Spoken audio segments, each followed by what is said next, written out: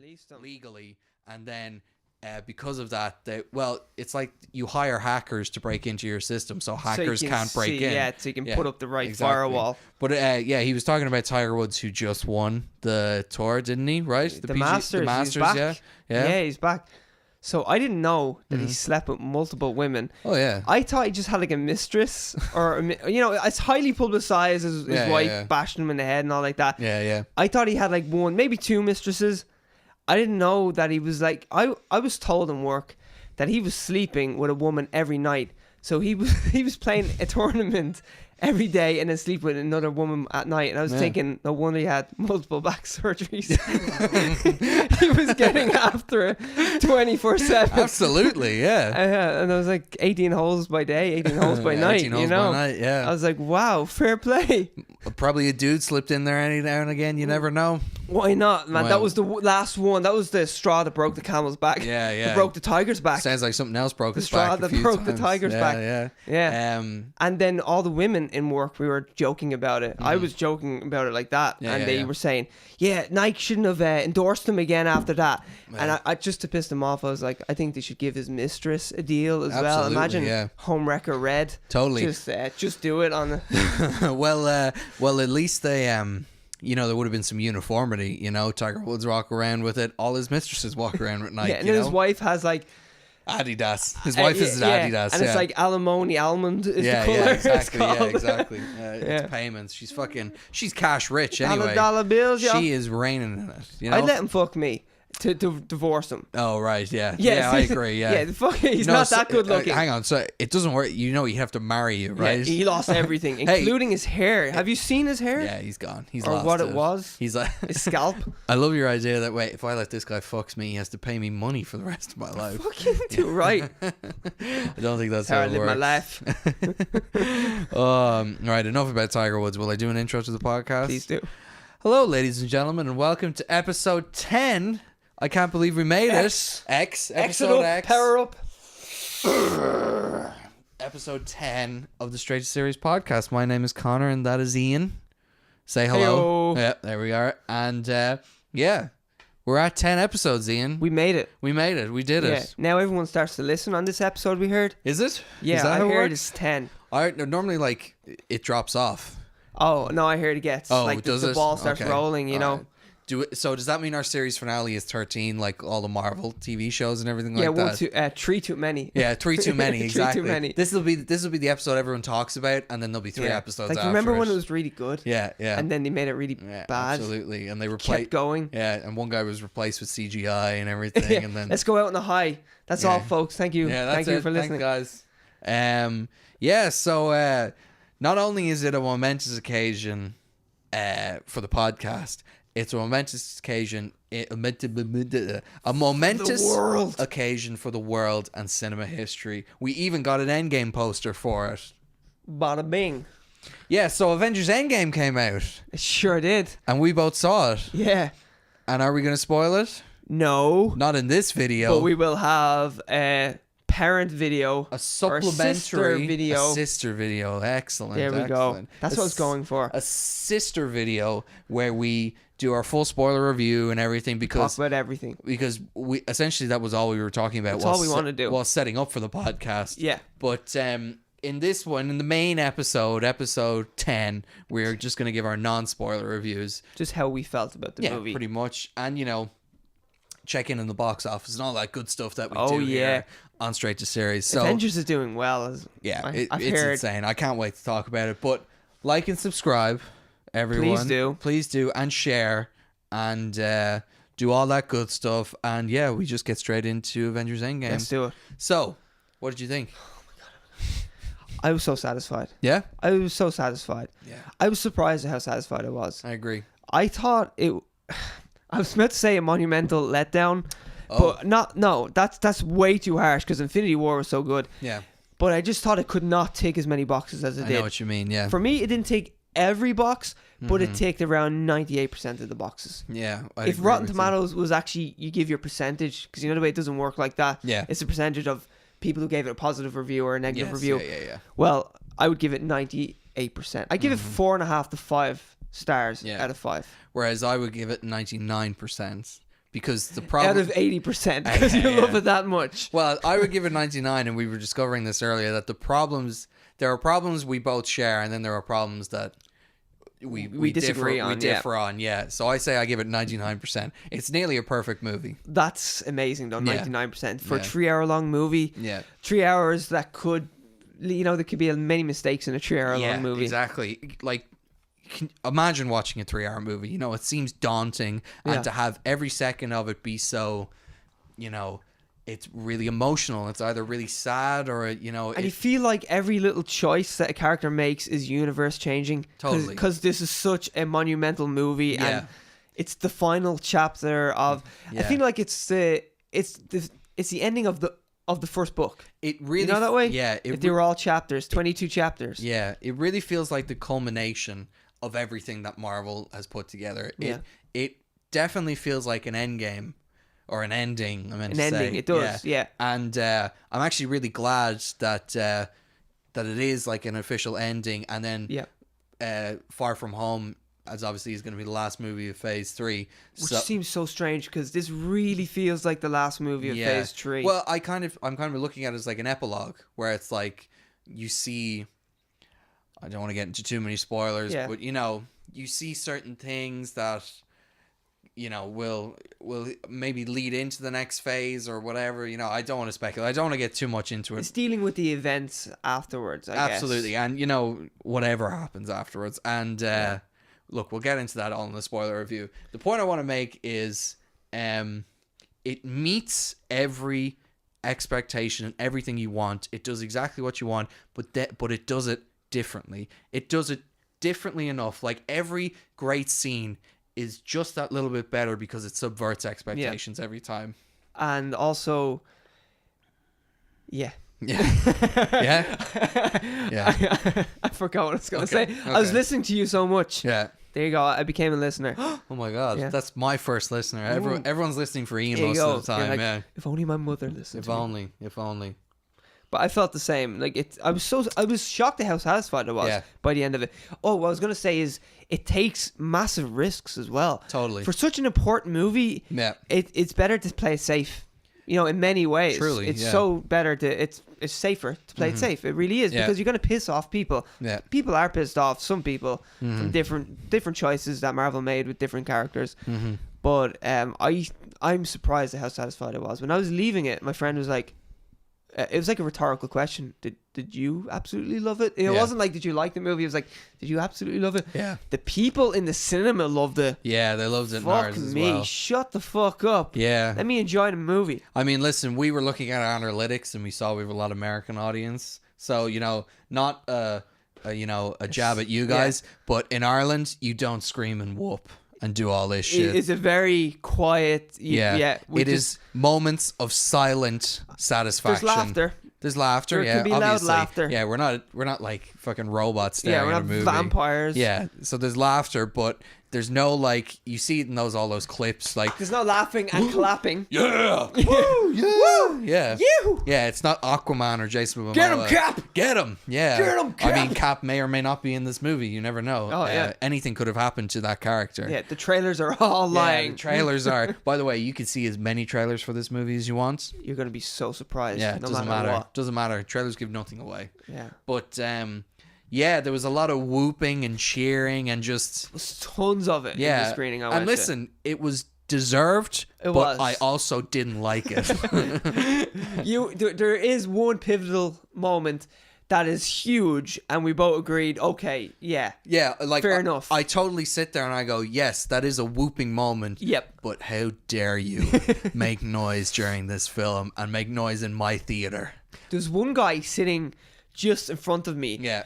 And he had so much going on that it made me uncomfortable. Because I went to see a double bill. I went to see Infinity War, and then we got a 30-minute break. They gave us a 30-minute break, which I was happy with. And then I went to see Endgame.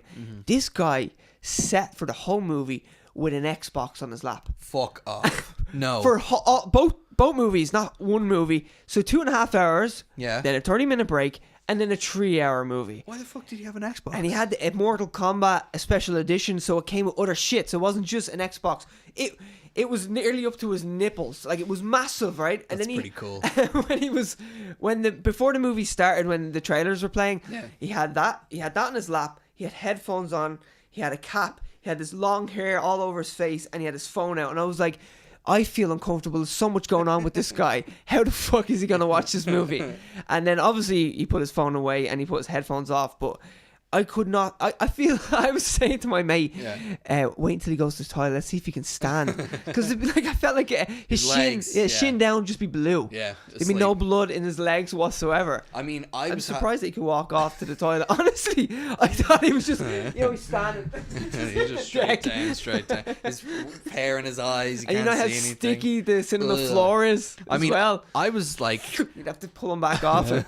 I thought I was tortured because I dropped one of my I bought this like bar. It was like a refresher, and I was keeping it in my cup holder because there were so many people that I was like trying to keep it in. Yeah. And I dropped it at one stage, and even I was like fucking freaking out trying to find it on the floor, but I didn't want to look away from the screen or anything. So that was intense. So I can't imagine someone sitting there, fucking special edition Xbox, headphones, all that shit. Fuck that. He made me uncomfortable. I was just like, I want to clean this guy up, you know? There's just too much going on. I even had a beer or two in the cinema. You were sane, and you still didn't use the toilet. No, didn't. Yeah. I mean, I peed like a racehorse when I got home, but other than that, I was good.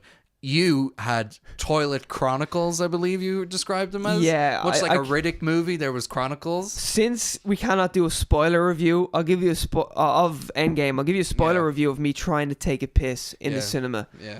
So during Infinity War, by the way, I start prepping from my liquid intake at around 8 p.m. You know how weak my bladder is? Very weak. I've like the weakest bladder, folks. Yeah, in the podcast business. Like, I mean, the minute we end, I'm out and I'm taking a piss. I'm always like that. And what was I saying? So Infinity War, way before that started, around 3 hours beforehand, I was like monitoring my liquid intake. Yeah. Because like I know this is 2.5 hours and then a 3 hour long movie, and I didn't know it was going to be a 30-minute break as well. Yeah. I thought it could be just a 10-minute break. So I didn't piss. I had to leave for either film, which I was very proud of. Very impressive. But after I had Pepsi. I bought a Pepsi because I was like, okay, this will give me enough sugar to stay awake, because I seen Infinity War at midnight. So I'm sipping on the Pepsi, and I'm like, look, okay, that's only a little bit. It's only a little bit. It's okay. And a little sip again. And I did that through all of Infinity War. Every time I opened it, I was like, looking how much is in there. And I drank around half a bottle of Pepsi during 2.5 hours. That is pushing it for you. I was so parched. Yeah. And so it ends. People run out to use the toilet. There was 6 sold out screenings at midnight on Wednesday for this movie. It was the busiest I've ever seen Cineworld in Dublin, ever, and it was midnight. So it was weird. It was jarring to see so many people. If you wanted to get popcorn during the break, you'd probably have to wait 10 to 15 minutes. It was mental. Like, you couldn't even walk into the food court area, you know, where you get your food. So I was like, hey, I'm going to take a piss. I walked into the toilet. Now, I gave it around 10, 15 minutes of the break. Into the break, I was like, okay, now I can take the piss. Yeah. I go into the bathroom. There's around 25 to 30 blokes in this small bathroom. It's around the size of this studio, yeah? Having pissed in that bathroom myself, because I too saw it in Cineworld, it is a very small bathroom. It is, isn't it? And there's two of them that are equally as small. And one of the cubicles was broken as well. Oh, no. Yeah, there was a lot of fucking... Fuck me. Angry men, or I say men, nerds. This is what I'm getting to. Yeah. This is exactly what I'm getting to. Yeah. So, I also have a bit of stage fright. If I'm not comfortable when the sphincter just clenches. Well, Xbox is there, dick in one hand, Xbox in the other. You want an Xbox? Yeah. So Can you hold this for me? I couldn't go to cubicle because there was like I feel like there'd be a guy mashed up to my face using definitely. The same urinal as me, so I couldn't use the urinal.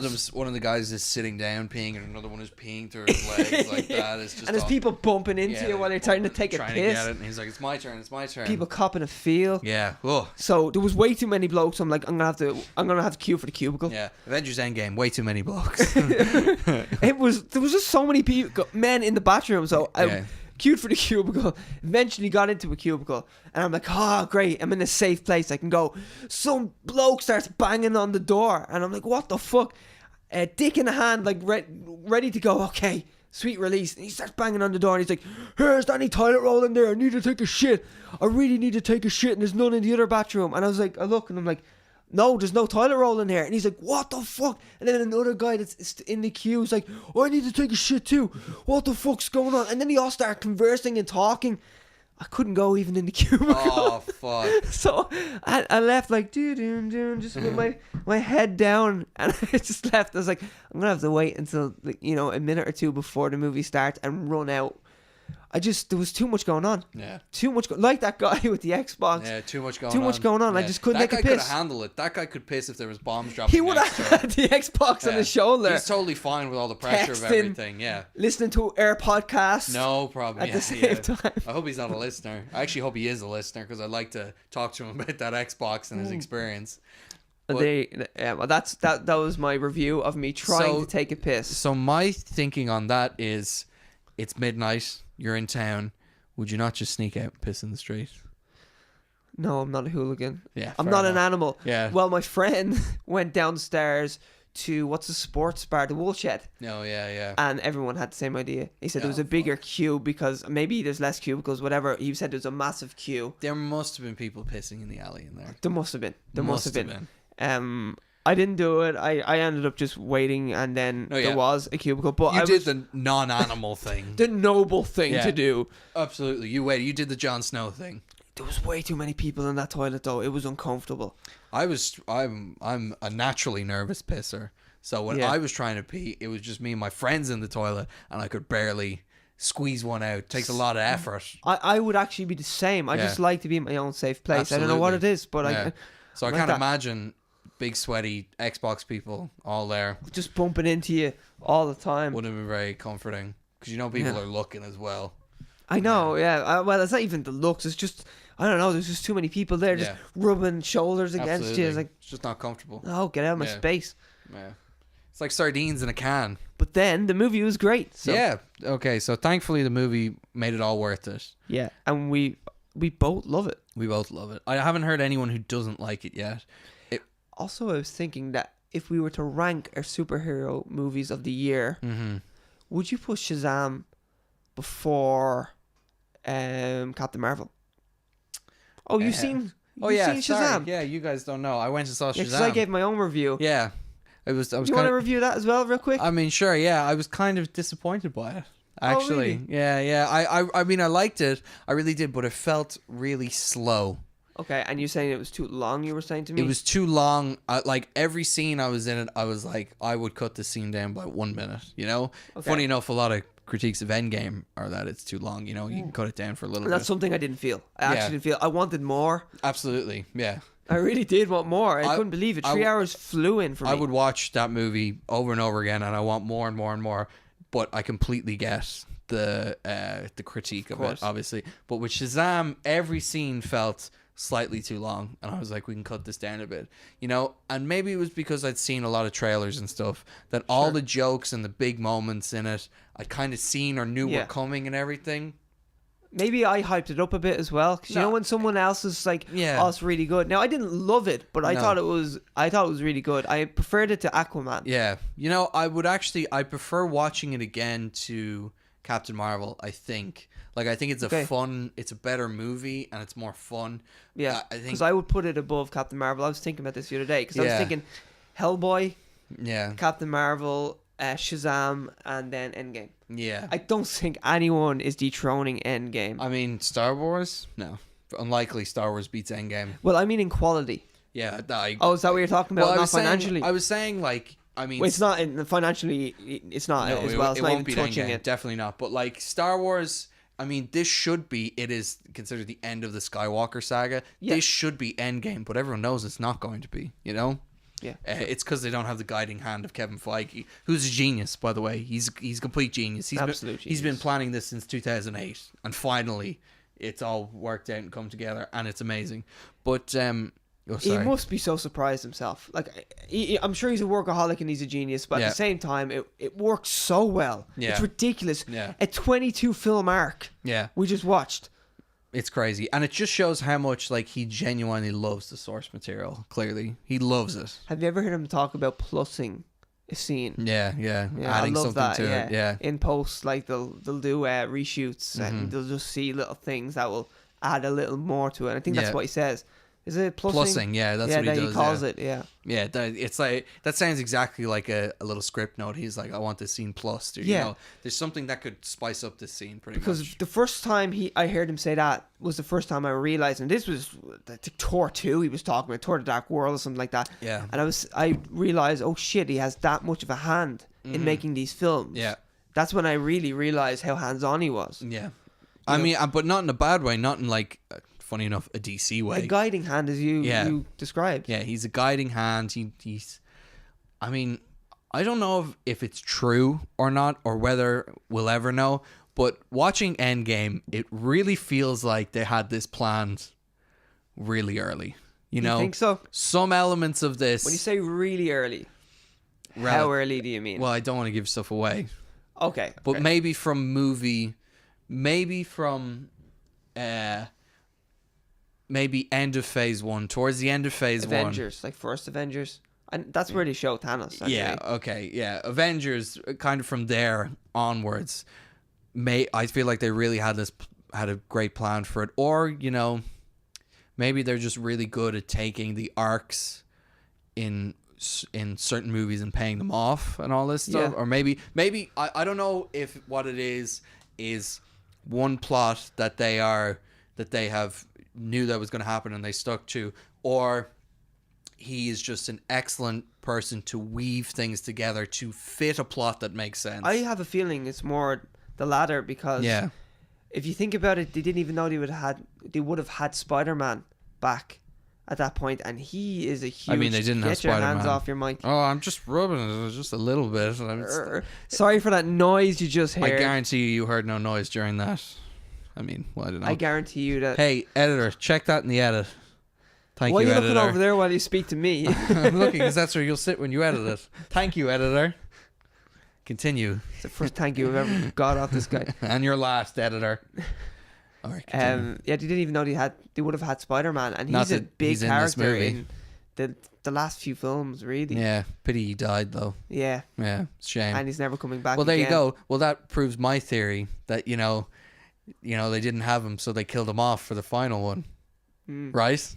Yeah, but he didn't know they would even have him for one film. I know what you mean. But I mean, they always maybe they didn't know how many characters in it, but did they always know that it was going to be Infinity Stones and that it was going to be a gauntlet? I say they did. And that I do think that. And that the snap was going to happen. Like, did they always know he was going to snap, and that the Avengers were going to attempt to undo that, or at least get Thanos back? And do you that's interesting. And do you think that even at that point they knew that they would go back to the original characters?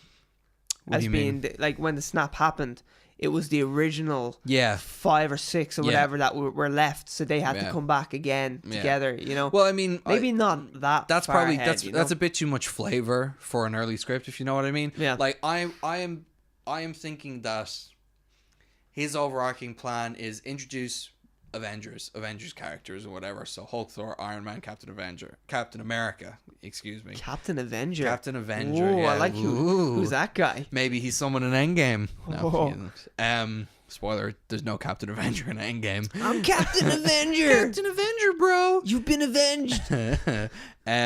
But did he know he was he's like a sailor? Yeah, he is. Captain Avenger. And that's just why he's called Captain. Jack Sparrow. Sorry, I'm ruining what you're saying. It's all right. I still know what I'm going to say. I haven't forgotten.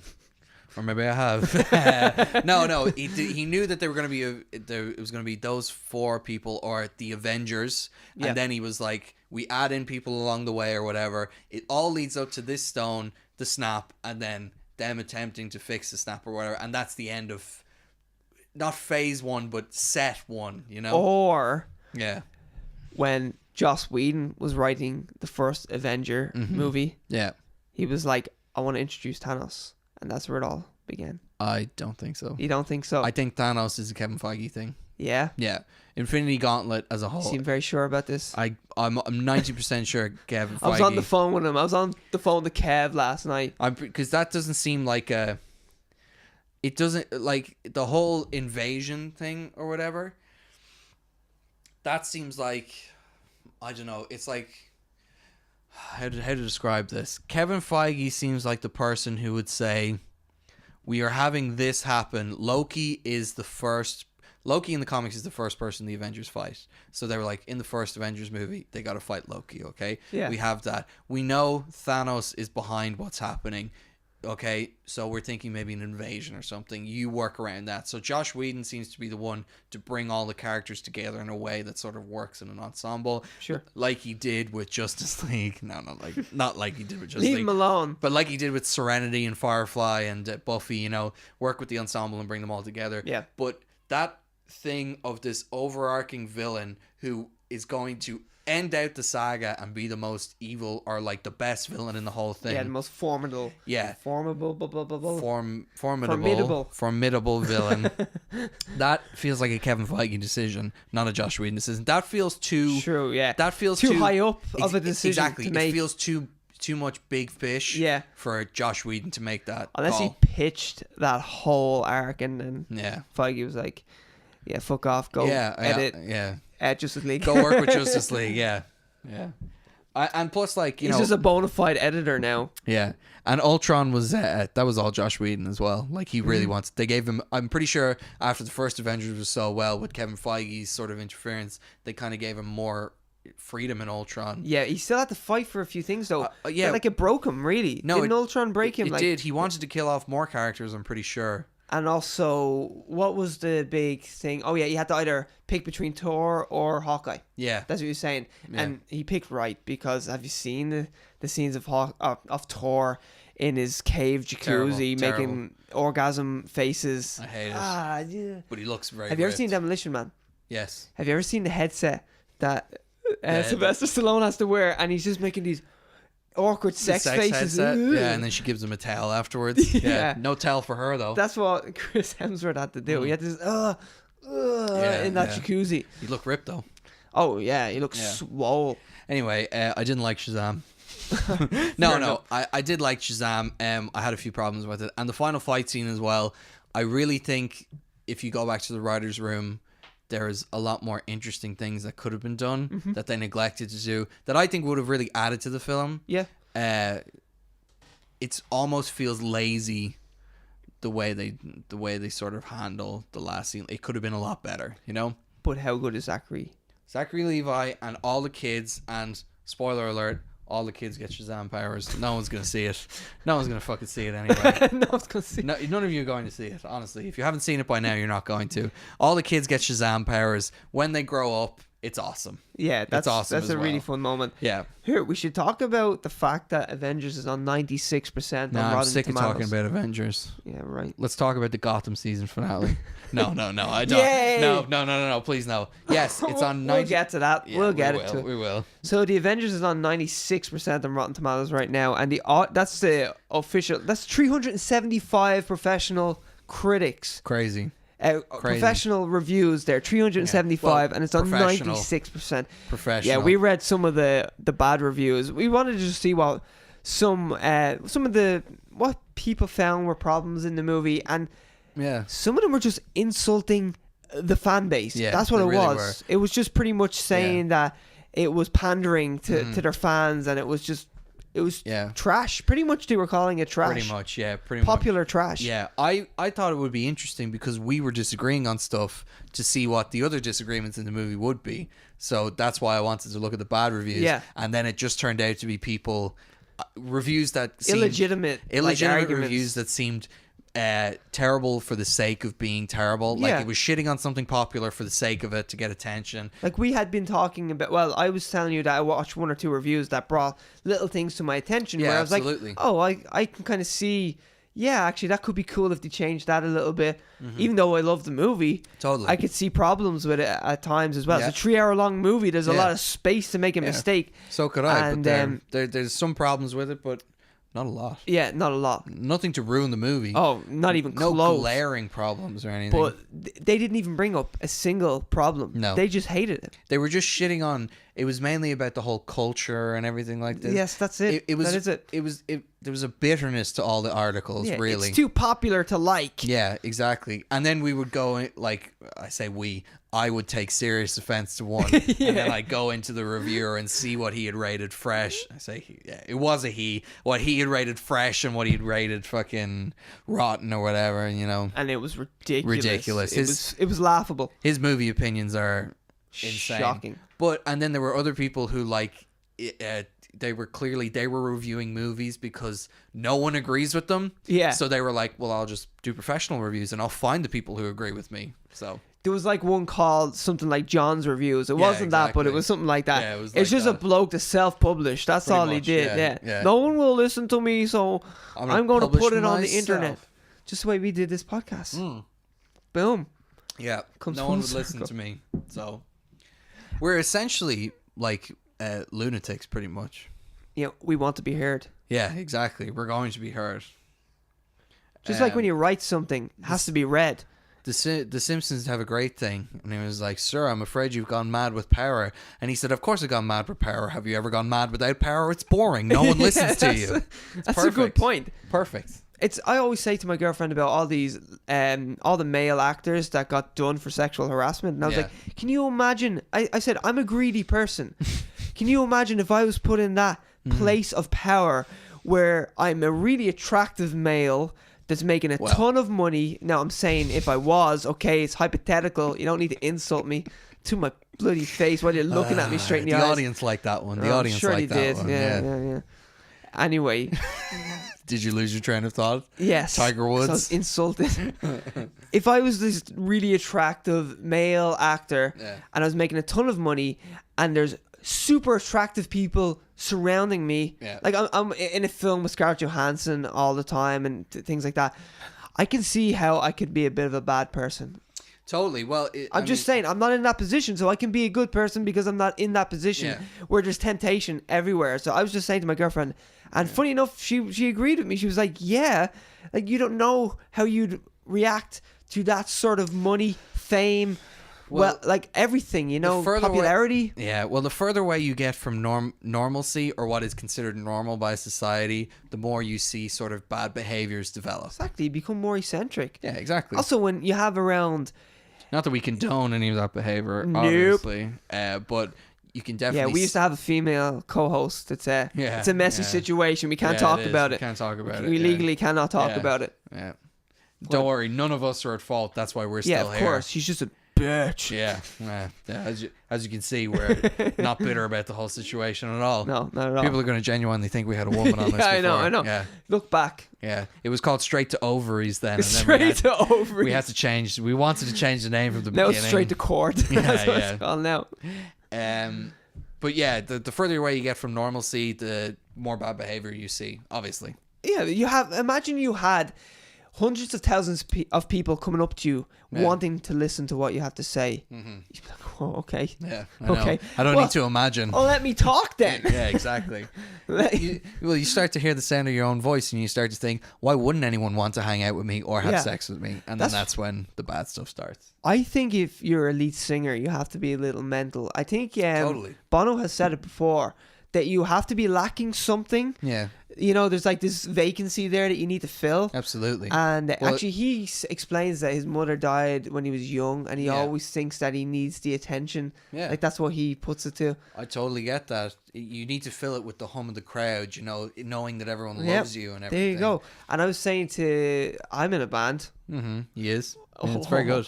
Check out Spotify. Yeah, Christberg. And I was saying to our lead singer, who is definitely the most confident of the band, of course, I was saying to him that essentially you're just trying to be a successful cult leader. Yeah, pretty much. That's what you're trying to be. Yeah. Like when he's on stage and he's speaking to everyone and he's like, okay, everyone get down. Okay. And now we jump. I'm like, you're literally a cult leader. Or you're trying to be. I mean, a successful band, that's what's happening. Yeah, it is. It's a cult of personality, except it's not personality, it's sound, Whenever anyone says that, I just think of CM Punk. Yeah. Well, Straight edge CM Punk. Hey, he fits with our 10. Exit up. Fucking exit up. Yeah, it's a pity he can't fight in the UFC because he's shit, but you know. But he tried it. He tried it. Yeah, he definitely did it. And don't get me started on that. Yeah, because that's a whole different podcast. As Joe Rogan says, he is just untalented. Yeah. I love that. I love that. He is athletically untalented. Athletically untalented. Which is perfect. That's the perfect way to put it. He just does not have the athletic ability. Which is very strange for a wrestler. Because wrestlers are in insane shape athletically and physically. But he was never that insanely shredded type of wrestler. No, he wasn't. He's always had like the flat stomach. Yeah, he was just popular. Yeah, he's popular. Yeah. He's a very charismatic man. He is. He wrote a few comics. Yeah, Thor. He did Thor, yeah. Here, though, what was very funny is he's such a charismatic person. Yeah. And you should have seen him, because I'm a UFC fan. In UFC, he was the most boring dude ever. I thought he was going to like build up his fights and be like, oh, I'm going to beat up this guy. He was just like, well, you know, I try my best and I work hard and I hope I do well. I just could not believe this was the cult of personality. Yeah. CM Punk. I mean, what are you going to do? Let's go back to Endgame. Let's move on to the box office and how successful it's been. Because this is something we've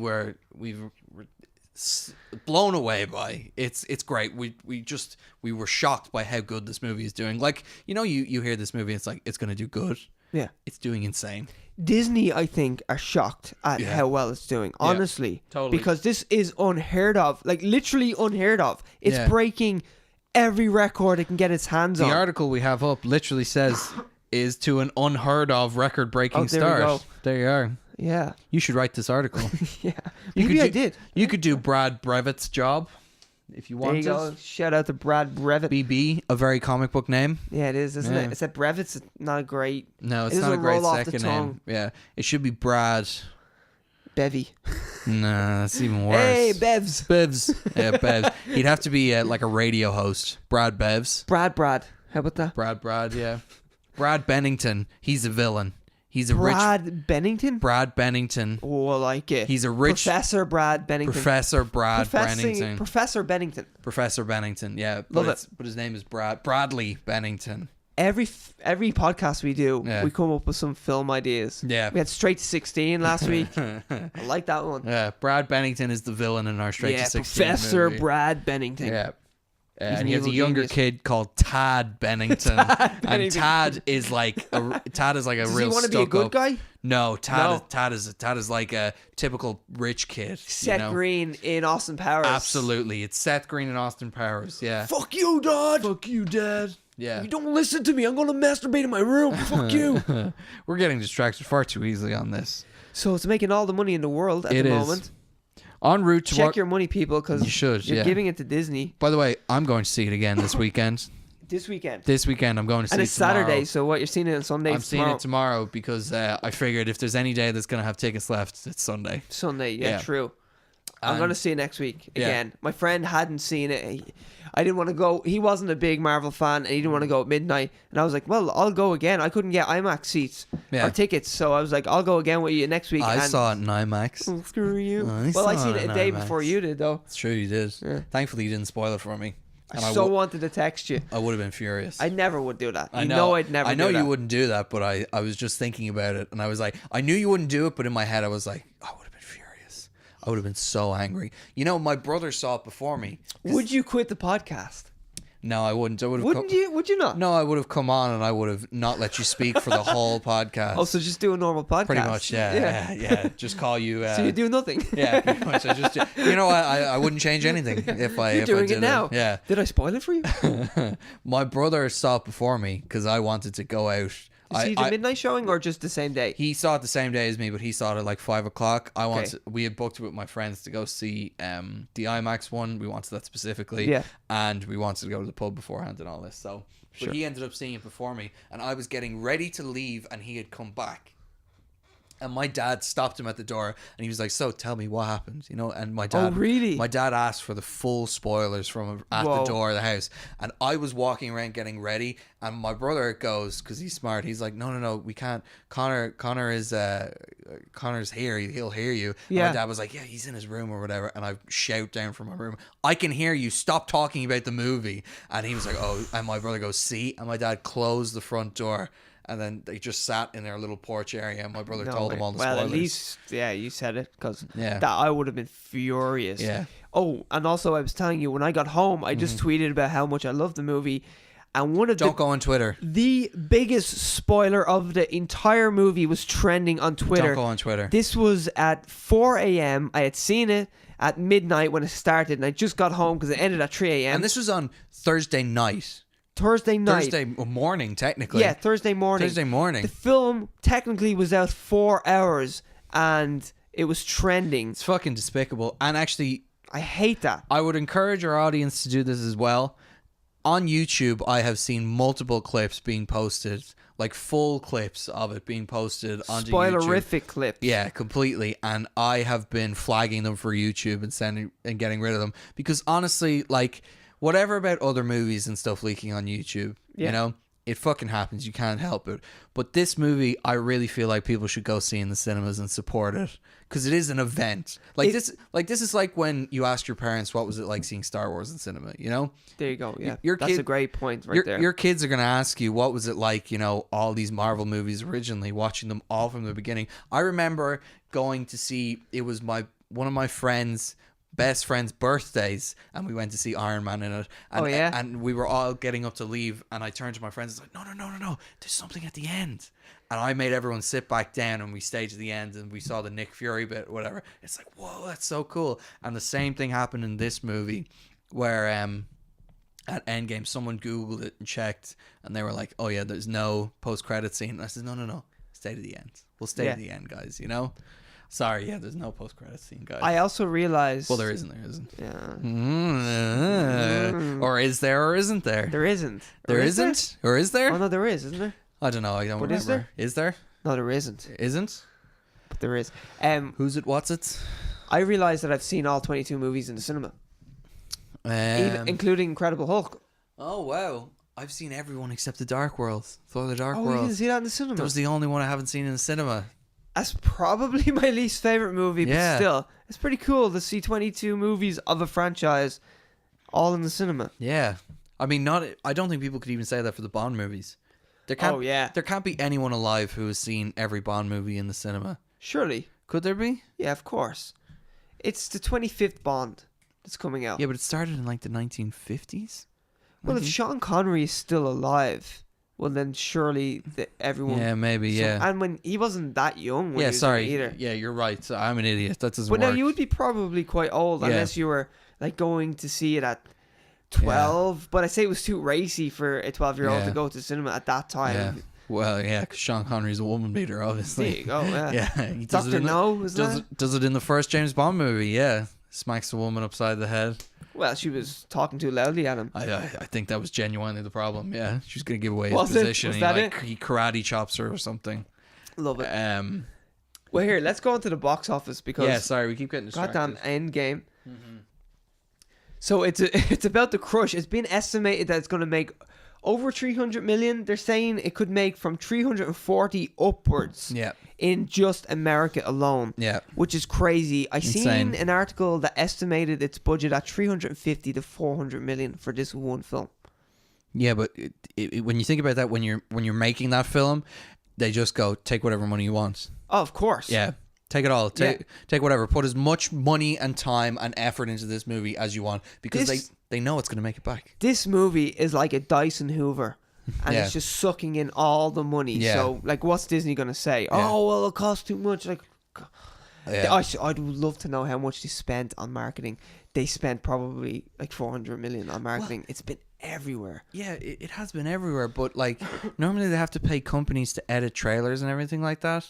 They really haven't had to do that much. There was not that many trailers. Well, I know the Russos have had a serious hand in the trailers, editing it, what went out in the trailers, all this stuff. And that's why That's why it's so nobody's been, good. yeah, nothing's been spoiled. Nothing's been spoiled. I knew nothing about that movie.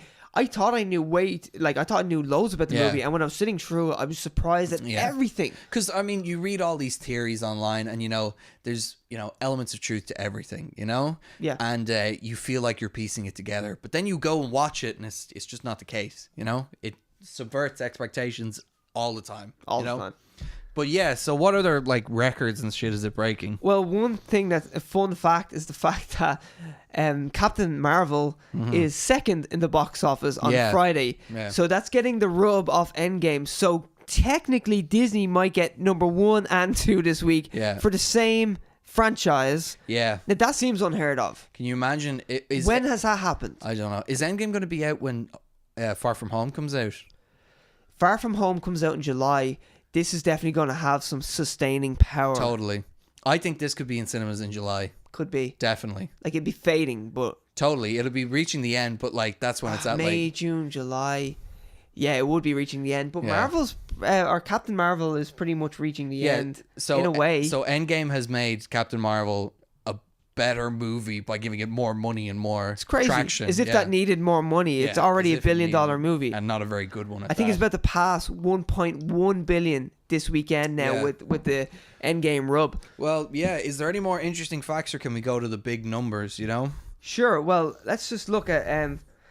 it has... Oh, yeah. Gross. Thursday night preview gross was 60 million, which is the biggest for a Thursday preview gross. It beat out Force Awakens, which was the number 1. That's huge. Yeah. And it says fastest ever to 100 million. Yeah. Fastest ever to 150 million. And it's the widest ever released movie. That's crazy. Of all time, which is mental. That's so cool. Heading into the weekend, a 300 million start almost seemed aggressive, but it has since become an afterthought. There we go. Yeah, I was reading this earlier. It's crazy. Damn. Brad has a way with words. I like it. Yeah, I like Brad. Yeah, so do I. Bennington. He writes well. He writes well. So internationally, look how much is made in China. 217 million, and it hasn't even like this is Saturday, I think. Yeah. Oh wait, no, it's Saturday today, so these are just Friday. Friday no, numbers. I think it came out Thursday and Friday in China. Yeah, so early showings are Wednesday night technically. Wednesday night, yeah. Thursday official release, and then so far we only really have the numbers for Friday. And these are Friday estimates, I think, as well. But it is crazy. Do you think this seems impossible? But no, it never would. What were you going to say? Well, I was going to say, imagine if it made $1 billion in its opening weekend. Oh, they're saying that it could internationally. Really? It's going to make close to $1 billion. That's what they're saying. Honestly, I was only reading that earlier on. I think this could be. I know that it's not. I did read that they're saying that it could touch $1 billion. It just might top 1 billion worldwide in its first days of release. So it was this article. Yeah. In its first 5 days of release. Can you imagine that? Yeah, because it came out on Thursday. Yeah. 5 days. That is mental. Yeah. That's unheard of. Again. Totally. Every record. Just ticking every box off. And I, for one, can't wait for this movie to dethrone Avatar. Oh, please, God. Please beat Avatar. Please. I was hoping The Force Awakens would have dethroned it. I thought Infinity War had the chance of dethroning it as well. And it still made $2 billion. Now, it only scratched the surface. It only barely made $2 billion. Yeah. I think it was like $2 billion, and it didn't make $2.1 billion. No. You know what I mean? Yeah. I was shocked by that. I was convinced it would beat Avatar. And this, I am even more convinced, should beat Avatar. Oh, Avatar is $2.7 billion. Yeah. Now, this is... I think... And that's with bullshit around it as well, with the 3D and everything. 3D had only emerged. Like, another interesting... Not fact, but just example of good timing is Alice in Wonderland with Tim Burton directing. That made $1 billion. The sequel to that made around 370 million. That was just from 3D. It was from 3D. It was one of the first. I think it was the first Disney movie.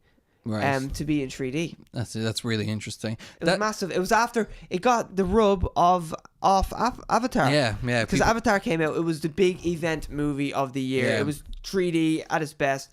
3D had just come out. Everyone went to see it. It made 2.7 billion because of all that extra money it made. Mm-hmm. And then I think this was the next big release was Alice in Wonderland.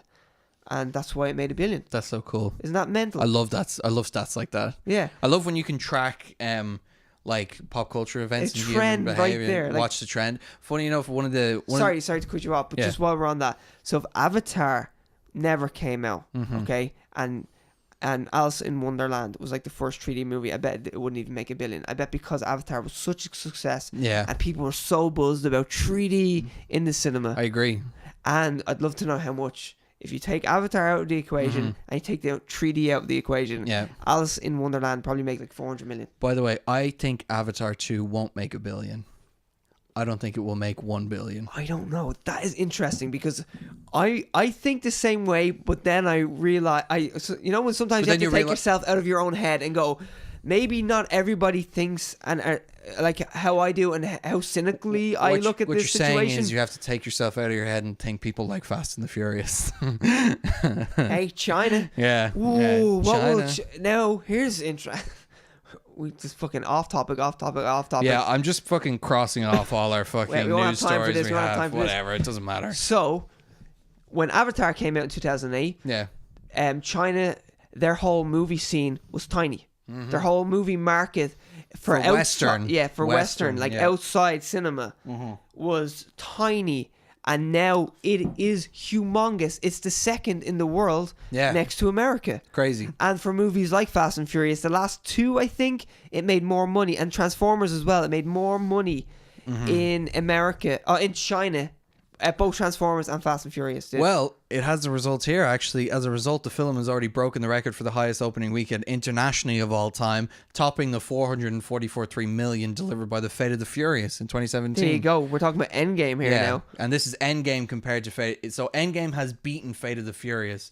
And, most of those numbers are China and actually Europe. Europe love Fast and the Furious as well. But China really loves it. Really love it, yeah. It's crazy. Like, I'm nearly sure Fate of the Furious just tipped over 200 million in America, and it made like 350 million in China. It didn't have a good opening in America. No. Sorry, good opening. It made 200 million. Good for a Fast and Furious movie, but it made 200 million overall. Yeah, and it made around 350 in China. Now, that's just crazy. Yeah, crazy numbers, and that's what we were talking about before. Like this is a movie for everyone. It's an everyone movie. But when you watch it, and we've coined the phrase, it's a China movie in this. China movie. This is a China movie, but it's also a movie for everyone. I don't see anyone not liking this.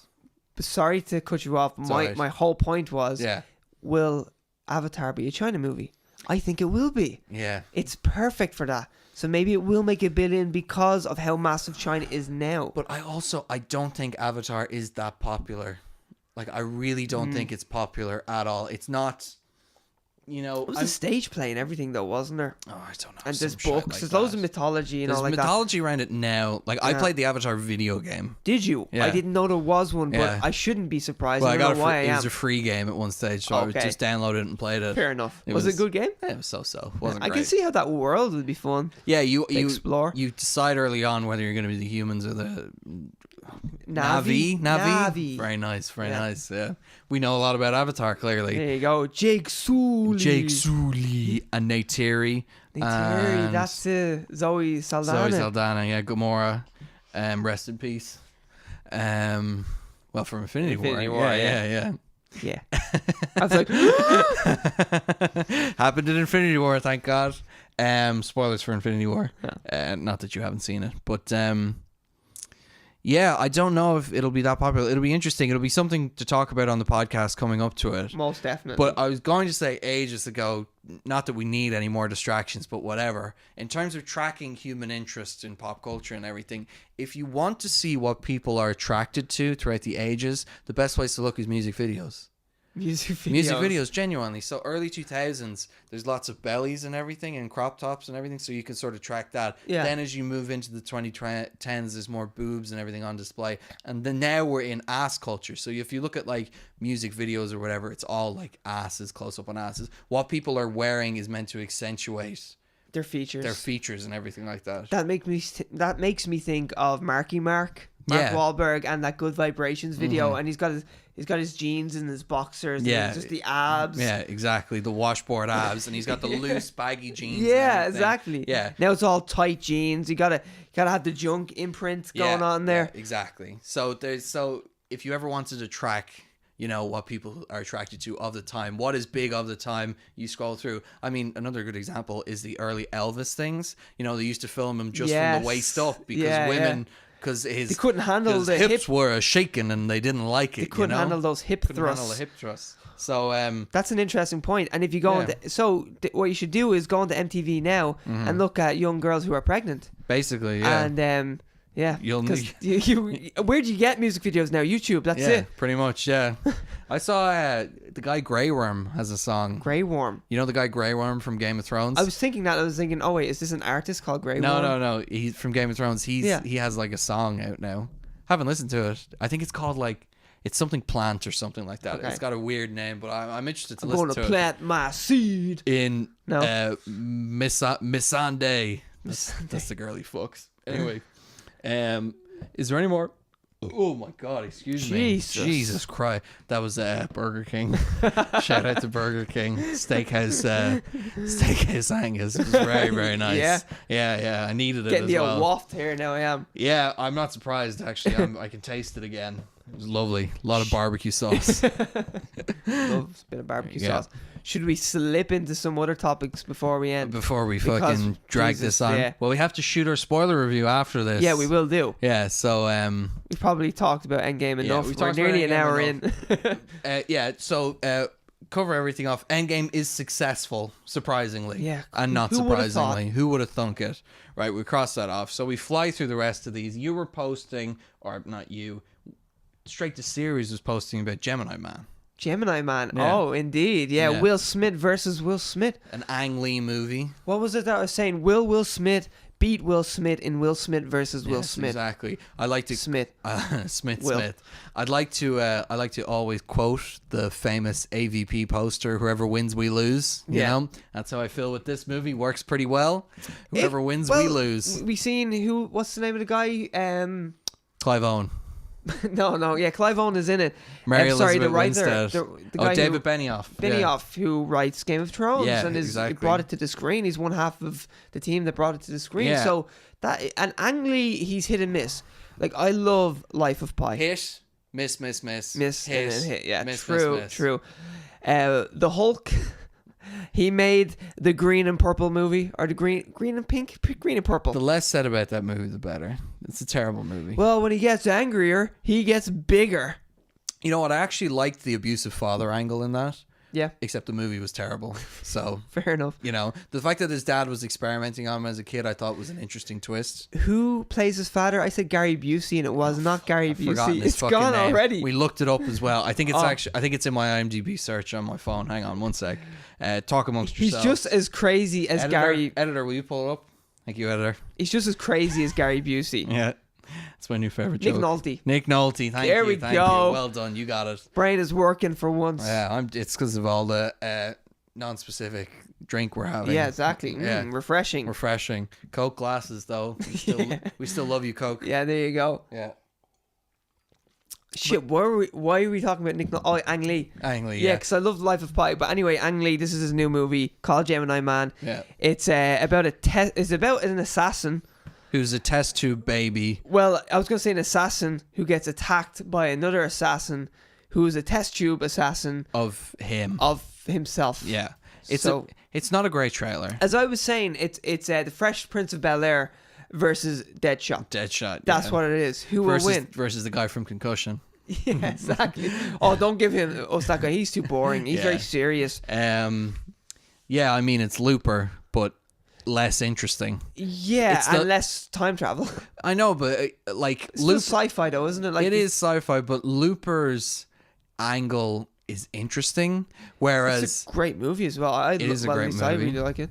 Is that not Rian Johnson? It is, yeah. Yeah, it is. That's why I was so excited then. I was like, oh, he's directed. Let's not get into the Star Wars. That's a hole that we don't want to go down. He made a great movie. I love Looper. Yeah, really me too. Joseph Gordon-Levitt and Bruce Willis. And fucking... Emily Blunt. Emily Blunt. She's really good in it. The little kid is great in it as well. Isn't that like Emily Blunt's first action movie?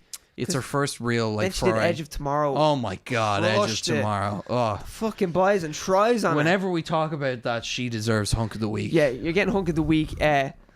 Somewhat. Sometime when the sequel for that comes out, you get. Yes, if it ever comes out. Oh my god, please. Emily Blunt, she's so good in that, and her and Tom Cruise have great chemistry as well. I mean, just want her to wrestle me. Oh yeah, and I'll have no problem losing. Yeah, same. Charming lady. Anyway, Gemini Man, yeah, it's a less interesting angle on Looper because Clones is inherently less interesting than assassins who shoot people from the future in the past. That's for money. For money, yeah. Gold. Also, in the trailer, the clone throws two motorcycles. Two motorbikes in different scenes. At Will Smith. Will Different Smith throws motorbikes. two different motorbikes at himself. Yeah. How will we describe young Will Smith and old Will Smith? Well, old Will Smith is arthritis. Arthritic. Oh, well, the old one is, riddled with arthritis. We just call one Will Smith and the other one Bel Air. Bel Air, the Fresh Prince. Yeah, Fresh Prince. Going to Miami, Will Smith. Exactly. Party in the city. He's about to make Wild Wild West. Yeah, exactly. That Will Smith. Or Wiki Wild West. We're going straight to the Rough Rider, Desperado.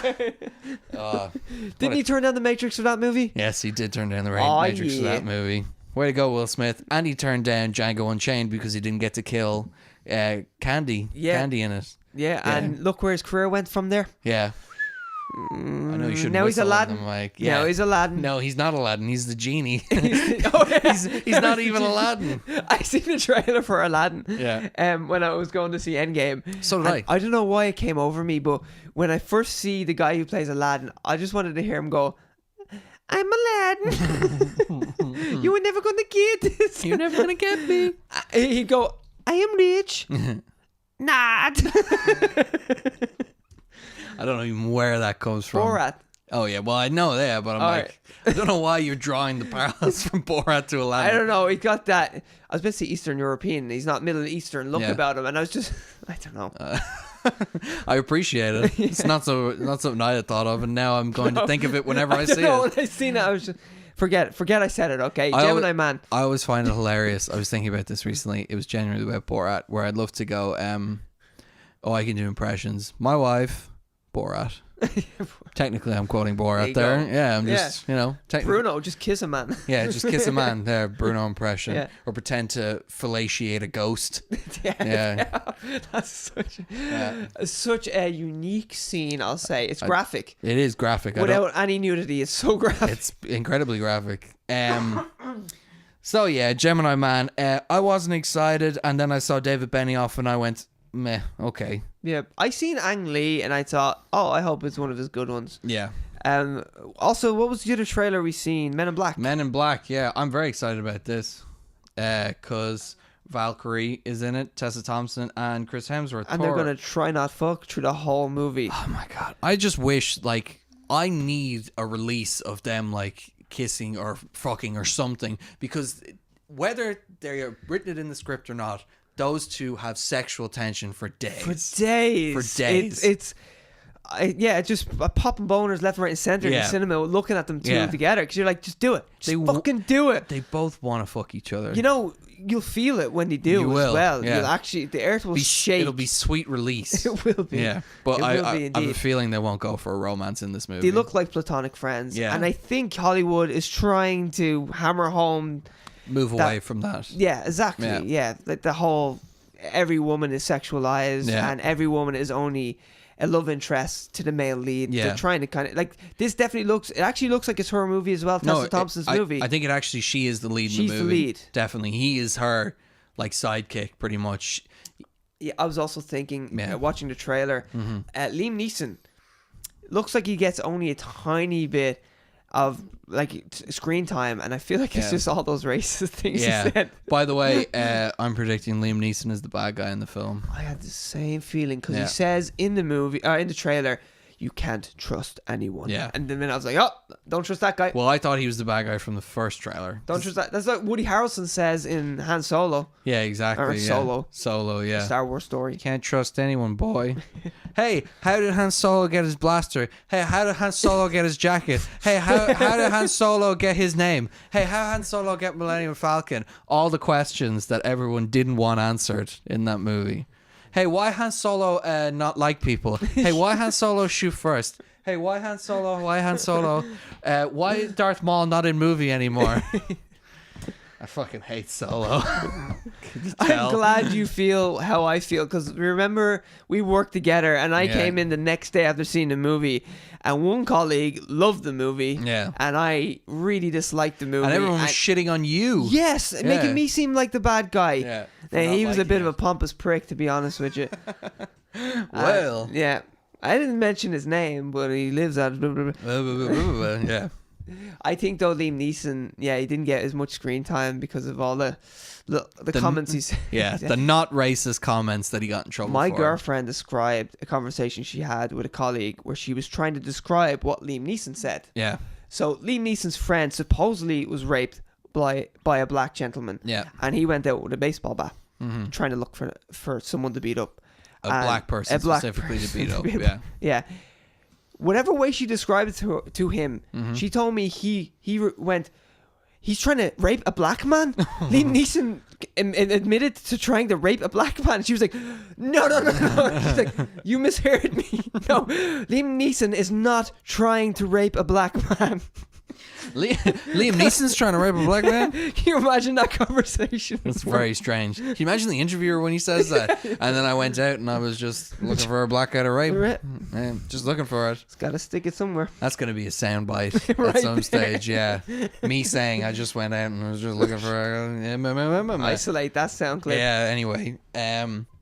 Yeah, I'm excited for that movie. I'm not like super excited, but it's an adequate trailer. Funny enough, I wouldn't normally be excited for a Men in Black reboot. It's a continuation, but it's kind of a reboot as well. I do like that they are continuing because it's easy to continue that totally. franchise. It's not difficult for them to continue that. And then I saw Tessa Thompson and Chris Hemsworth are the two main people together, and I'm like, that's a dynamic I already like. Yeah, and even if they don't have sex or anything like that, they're platonic friends. They have great chemistry. In my head, they do. Yeah. Oh, me too. They've done it many times already. Totally. Valkyrie and Thor. Valkyrie and Thor have, definitely. Yeah. Most def. Oh, yeah. Anyway. Let's move on. Is there any news that we really want to talk about, or do you want to just talk about Game of Thrones? Well, I will just say one thing.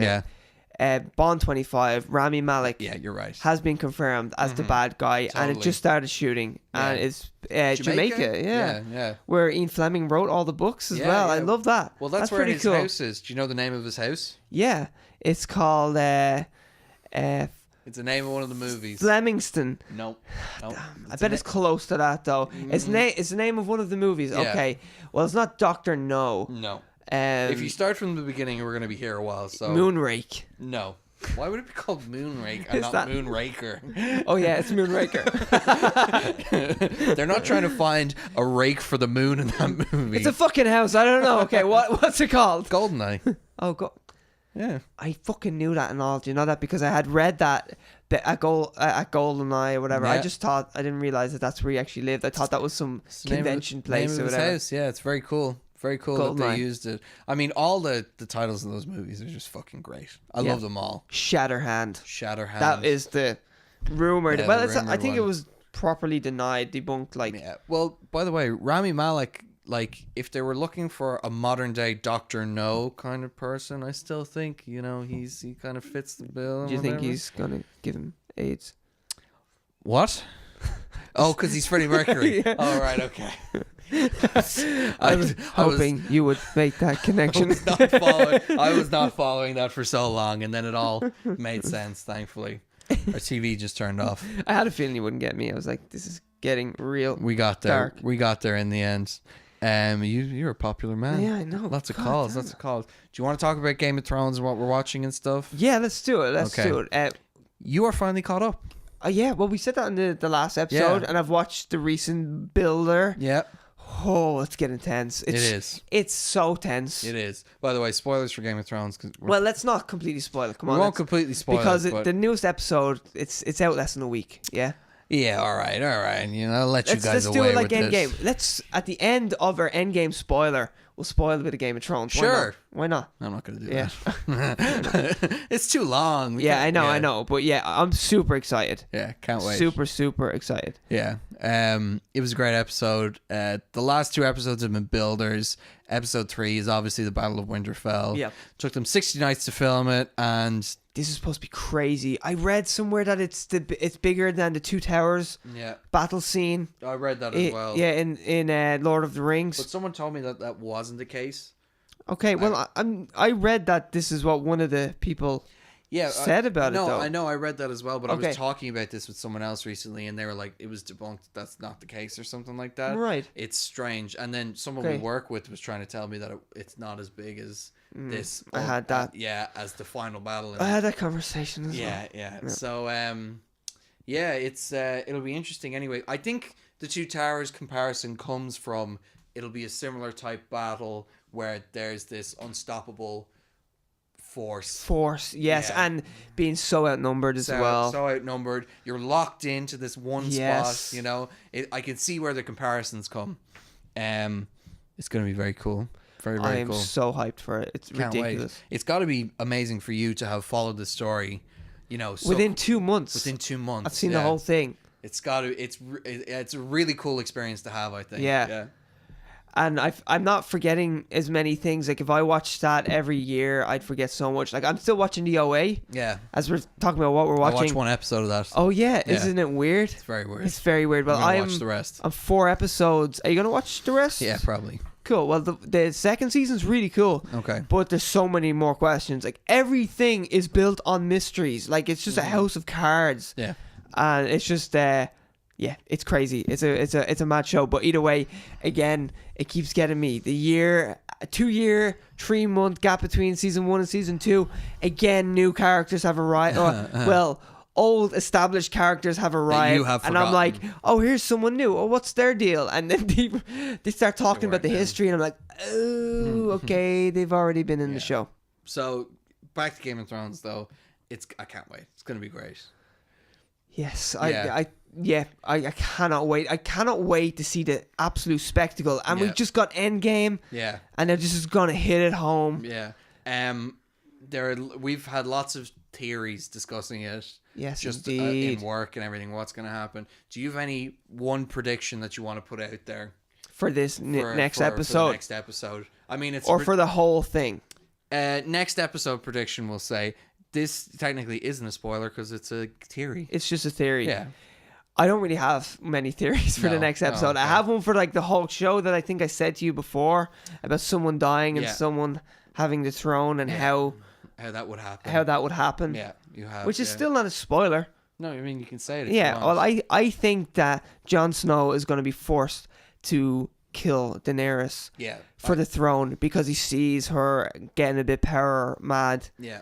And that she would not be a great leader. I'm inclined to agree with that, but whether... And it's going to be horrible for him to do this. Yeah. It's a horrible act. He loves her. Yeah. And it's going to kill him doing this. I don't even know if... I think he will be forced to do it, but I don't even know if he will end up on the throne after it, or whether he will just give up. I think it might end with a sort of like there is a vacancy on the throne, where what happens is he becomes king and he abolishes... kings or whatever, and he destroys the throne. He destroys the throne. He just melts down the throne or whatever, and it's a fucking council or whatever rules. Yes, you know. Well, I'm taking words out of your mouth, but remember you told me the theory, and I like this about him, one of the dragons. Yeah, siding with him. I like that theory, and I can see that easily happening. Yeah, so it would be a real shocking moment. I was saying, if not Dragon, but the other dragon. Surely that's her. Yeah. No, her Drogon. Drogon, is it? Drogon, that's it, yeah. Dragon. Drogon, because it's named after her unborn child. And the one that he rides, spoiler alert, is named after his father, Rhaegal. Because his father's Rhaegar. Yeah. You know, so but obviously she didn't know that. She just named it. She named both. She named loads of spoilers now. I mean, sorry, it doesn't matter. We've gotten into theories now, which means spoilers. It's named after. I mean, if you watched seasons ago, you know about his father and all that. Yeah, totally. You know that. Yes. If you watched last season, these aren't this season spoilers. True. Yeah. Okay. Fair enough. Yeah. Okay. Her dragons are named. One was Viserion, named after her brother who was killed in the first one. He's still about. Yeah, he's still kicking. Yeah, he's still kicking. And the other one was named after Rhaegar, her other brother, technically, that she never knew. And then the main one is named after her undead son. Or her dead son. Dead son. Yeah. The one that she never had. I like that theory, though, that it'll be a dragon fight. Yeah, I think a dragon might jump in and defend Jon Snow. Yeah, it'd be great if the dragons just fight each other while they're... Also, the emotional thing behind a dragon turning on Daenerys. I think it would be really interesting to see. What's your man's name? Dormont. Jorah Mormont. Mormont. Yeah. You think he'll have to defend her, and that's who Jon Snow will be fighting? No, I think at one stage Jorah's character has been set up so that he might turn on her, and there might be a moment where he turns to her and he's like, you can't do this, you know? Fair enough. If you do this, you're going down the wrong road or whatever. And she won't listen to him or whatever. This is a real kind of typical villain thing, you know, and you see it in TV a lot. So actually, maybe it might be interesting if Jorah has to fight Jon. Because Jon has... she needs someone to defend herself. Like, she's not a fighder. No. The Unsullied. The Unsullied are loyal, undyingly loyal. That guy that's with... Grey Worm. Yeah. We just spoke about him earlier. Yeah. His rap album that's dropping. Album. Well, I don't even know if he raps. Yeah, I don't know either. I'm making assumptions here. Sorry, Grey Worm. Well, listen to it when I go home, I promise. But yeah, I mean, she has the biggest army still ever seen. I mean, true. As of the last episode, she has the biggest army. But I just think it would be interesting. Number one, if she has to kill Jorah, and that will be when everyone realizes that she's gone full dark side or whatever. That would be a great indication. Yeah, like that'd be great. If she pits Jorah against Jon and the two of them don't want to fight, but they're forced to, and Jon has to kill him, and then that would more lead to the fucking tragedy of Jon having to fight these people that he doesn't want to try and stop her from doing this crazy thing. I don't know. There's lots of theories. We could be so wrong as well. Totally. I'd be happy to be wrong. Yeah. I'd be very happy to be wrong. And I'm always wrong about these shows. Like, that show, like, I've been watching it for 2 months now straight. And I keep having an idea of, this is surely going to happen. And then it's like, nope, take that idea away from you. Yeah.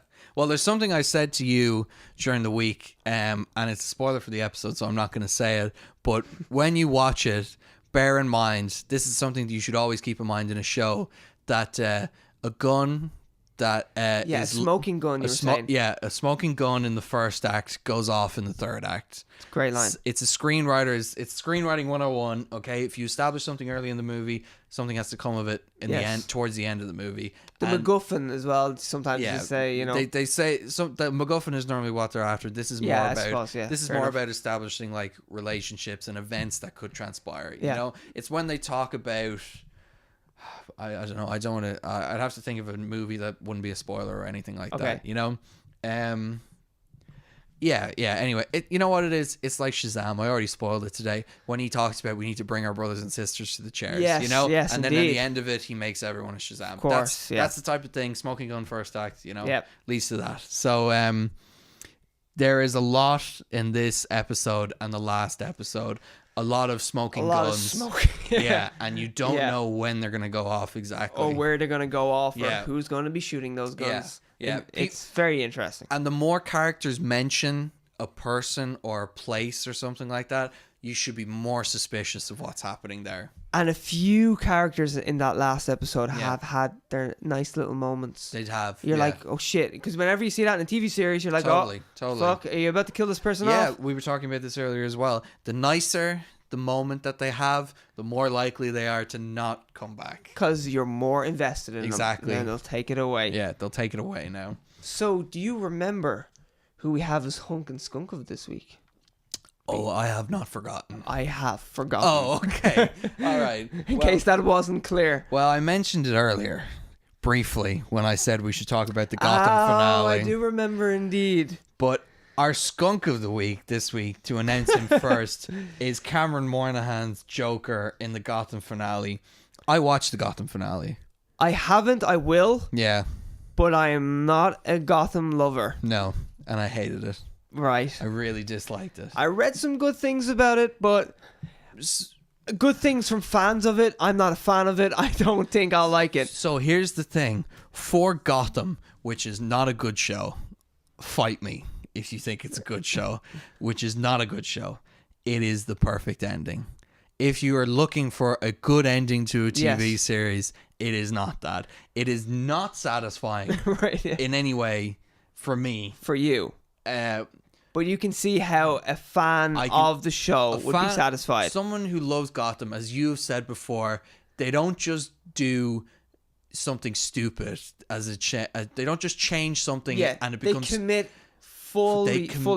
fully to this idea, you know. Yeah, like I was saying to you that I think Gotham, their mantra is more is more. Yeah, exactly. That's More it, is isn't more. it? More is more. More is more. And I was only trying to explain to someone why I didn't like it was that the characters, even in this surreal world where there's a vigilante in a cape, I think they're still too surreal to get behind or get invested in, and it's just too goofy. Yeah. And it's like every movement, every character, every feeling and emotion is turned up to 11. Yeah, exactly. And people change feelings on a dime, you know, they do all these fucking crazy things happen. And it's just one of those things where the mantra of the show at the beginning was we're making a Batman origin story.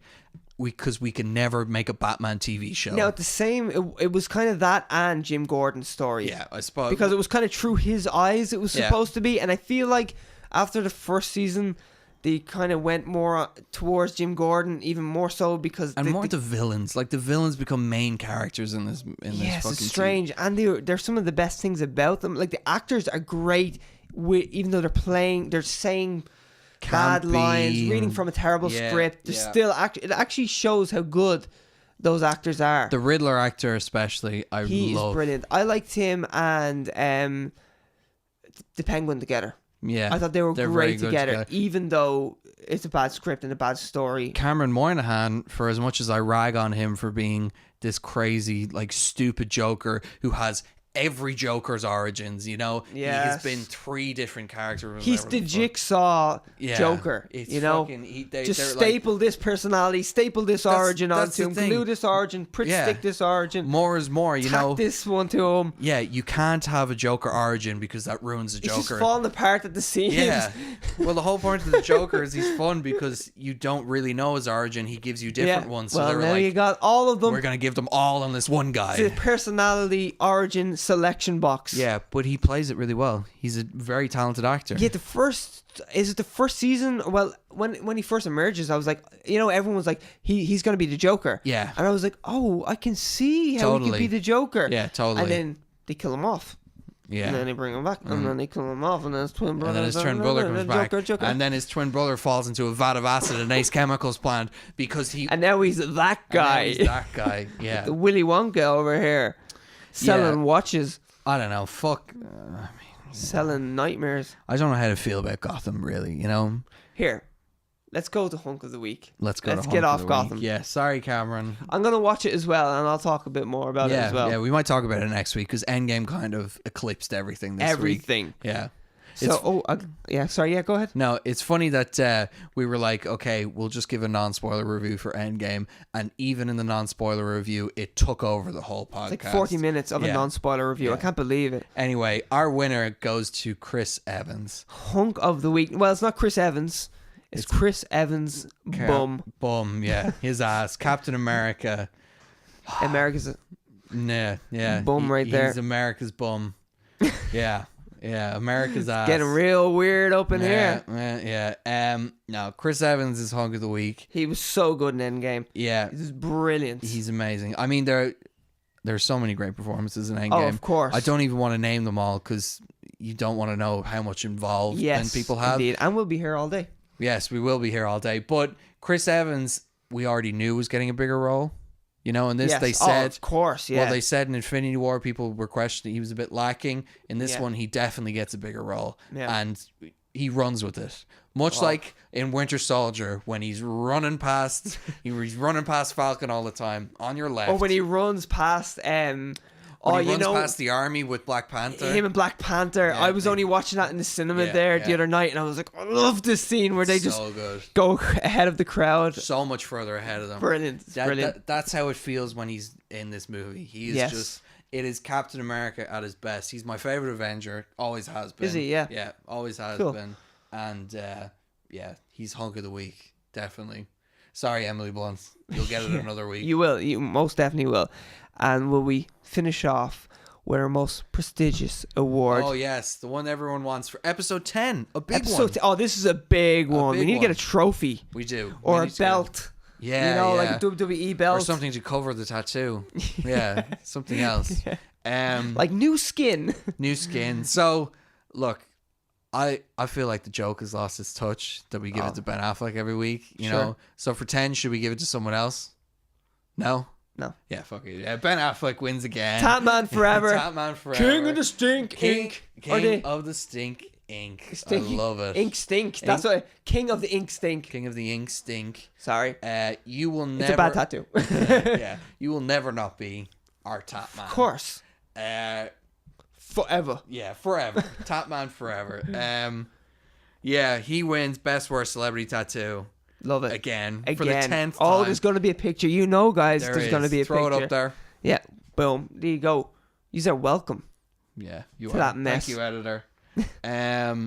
And so, if you have seen Endgame, switch over to our spoiler review and nerd out with us for a bit. It'll probably be just as long as this one at the rate we're going. Yeah, I know. It's crazy. Thank you very much for listening to us for 10 episodes. Yeah, and there's hopefully going to be another 10. Yeah, and if you enjoyed them, you know, like and subscribe. Get people on to exactly. If you're just new and listening, we hope you continue listening. Yeah, I hope you had fun. We have so much fun doing this. And you know, I think we're getting better at this. Genuinely, you know. Fucking hope so. Yeah, I really hope so. And on that note. Yeah, on that note, I hope things improve for us. Much like the Avengers hope they can defeat Thanos in Endgame. Check it out. Let us know what you think. Yeah, please. Hit us up on Instagram. Please do. Straight to series. Ian loves to argue with people. So. It's my favorite thing to do. He does, especially about Gotham. Bring it on, baby. Yeah, direct all your Gotham loving questions to our Instagram. Ian will be dealing with them. And on that note, ladies and gentlemen, see you next week. Thank you again. See ya.